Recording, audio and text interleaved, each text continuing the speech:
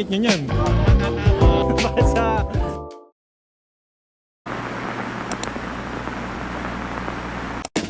Kaya kami pumunta ng AA kasi para i-celebrate ang birthday ng mga kasama ko.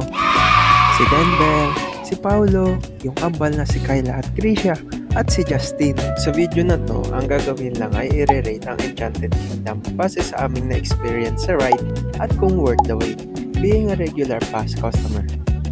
More on voiceover to kasi di ako nagsasalita habang nagbibideo. Bre. Ano masasabi mo sa EK so far? Mahaba ng pila. Experience. Ano? Mahaba yung pila. Mahaba pila? Ano? Pass. Una naming sinakyan ay yung Twin Spin. Ito ay isang roller coaster na kung saan ay ang upuan mo ay umiikot o gumagalaw. Sayang di namin na videohan, wala kami kasing action camera. Ito na lang, sample. Isa sa mga pinakabagong rides dito sa Enchanted Kingdom, yung tinatawag na Twin Spin. Isang uri ng roller coaster na umiikot, bumubulusok, at pinawasiwas ka na napakabilis. Ayun, masaya naman. Totoo naman lahat ng sinabi ng reporter. So, mapapa. Woo! So, ang rating ko sa ride, 9/10. Then legit masaya. Masaya talaga, first time ko lang din nasakyan. Kaya, ayun. Sa pila naman, maaga-aga kasi kami pumila dyan. So, di pa super haba. I'll give it an 8/10. Kasi sa isang ride, 12 person agad makakasakay. Then, tumatagal lang ang ride ng 30 seconds. So, medyo mabilis ang line na gumalaw. Kahit may mga VIP people pa kayong kasabay. Nang sinod namin yung Disco Magic na parang Vikings na nakasakay ka sa Twin Spin. Yan yung ano niya, concept. Yan, to si RB, namumutla na ayaw nang sumakay. Yan. Nakakamatay daw. Nakakamatay dyan, pre. Mga ayaw na. Ayaw. Sabi ko, mag-break lang muna tayo saglit. Walang break. Madali lang yan. Kaya nyo. Anong tokos? Kaya nakakamatay, madali lang yan. Mas madali yan kaysa sa green. Parang Vikings yan eh. Tingnan mo kasi, sino napikit sila. So, in the end, di pa rin sumakay si RB. At di na rin sumama si Denver at si Nicole. Ayun, si RB na lang yung nag-video sa amin. Pinanood na lang kaming tatlo nila. Hi, Nako. Ayun. Bale, ang rate ko sa ride na Disco Magic ay 9/10. Kasi mahilig naman ako sa Vikings at natuwa naman ako sa Twin Spin. So, i-combine mo sila.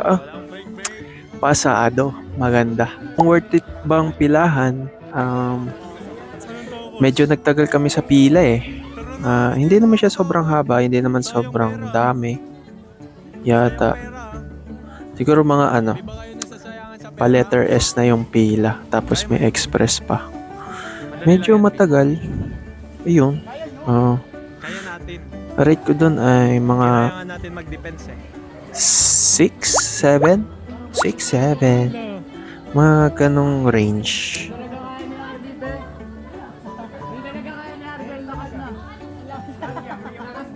Nakakamatay dyan, pre. Break lang muna tayo saglit. Anong tokos? Tara na, hindi yan nakakatakot. Next ride na sinakyan namin ay yung Eclipse. Bale, para siyang orasan. Sasakay ka sa mga kamay ng orasan. Ano yan? Magkatalikuran kayo ng dalawang tao, which is 2x2. Ayos naman yung ride, 9/10. Nakaka-enjoy siya. Extreme. Kasi siya natatanggal ka sa upuan kapag nag-start na yung ride. Meron nga sa may mga umiyak eh. Iyak sila pagbaba eh. Sabi nga nila ilaman loob nila parang hinuhukay daw. Ganun yung reaction nila. Worth it ba sa pagpila? Ang rate ko ay 5/10. Kasi grabe ginawang time niyan. Super dami. Kasi ang tagal nila magpababa ng mga tao. Ganun talaga. Kasi yung iba na iiwan mo na sa taas bago makapaba. Pila na niyan namin, almost double S na. Grabe tagal naming naghintay dyan. Yan yung pinakamatagal naming inintay. Sayang oras. Siguro makakailang rides na kayo sa iba kung sa iba muna kayo pumila. Or siguro maganda siyang unahin bukod sa space shuttle. Tagal na namin sa pila. Kaya pa kami dito. Next naming sinakyan ay yung Air Race. Parang Air Race kasi yung pangalan Air Race.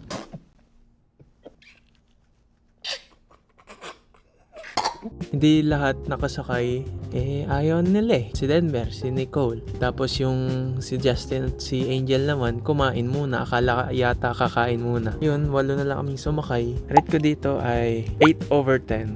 Hindi, 9/10. Isa to sa the best na nasakyan ko dito sa Enchanted. Para sa akin, unique siya kasi ayos, ganda ng concept. Sa airplane, tas umiikot ka.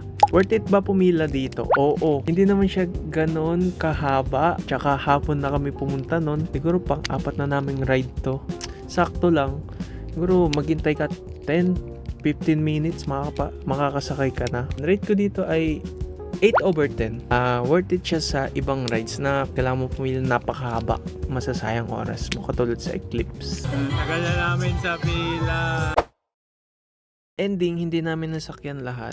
Pero ang last na naming sinakyan ay yung Space Shuttle. Ang pinaka-favorite ng buong mundo sa lahat. Siyempre, di namin pwedeng palagpasin to. Ito halos talaga pinunta namin sa Enchanted Kingdom. Yun!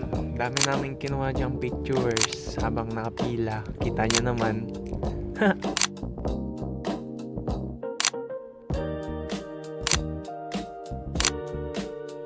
Ang rate ko naman sa ride dito ay 9/10.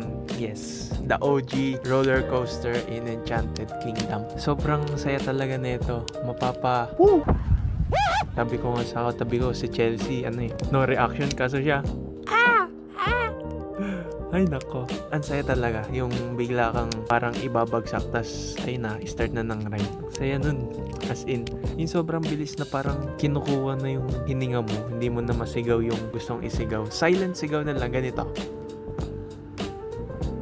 Ganon. Then, kung worth it, yes and no. Oo, yes, kung gusto mo ng extreme rides. Yes naman, kasi sobrang saya talaga neto. No, ang haba na ang pinila namin. Siguro hindi na pa S yun. Ano na yun? Ayun sa Quezon ba yun? Yung zigzag road? Parang ganun na. Sobrang haba. Tapos may express pa.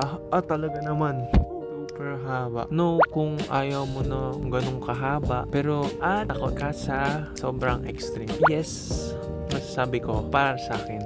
Tapos ng Space Shuttle, nag-picture muna kami. Kumain, nag-break time, bumili ng mga chitcha, merienda.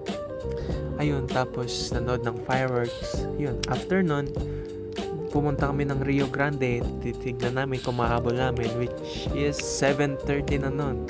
Ang EK hanggang 8 lang. So, umabot naman kami. Almost, or parang halos kami na yung last na sasakay. Kasi lagpas na sobrang dami pang napila. Rate ko yung ride, yes, super fun. 9/10. Super fun pagkasama mo mga tropa mo. Talaga.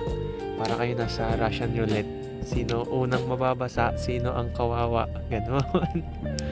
Then, worth the wait? Not so much. Rate ko dun ay 7/10.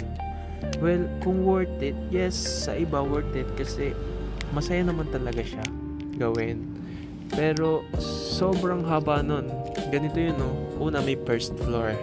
Yun, mahaba na yun. Tapos papakyating ka niyan, second floor. Sa second floor, mas mahaba. Oh my days. Para siyang dalawang space shuttle na pila. Ganon kahaba. Ay nako. Pero overall, ang saya naman. Yun ang aming overall experience sa EK. Tapos nun, syempre uwian na. Kaya iba nagsiuwian na. Almost picture na lang pagtapos. Then, uwi na kami sa Cavite.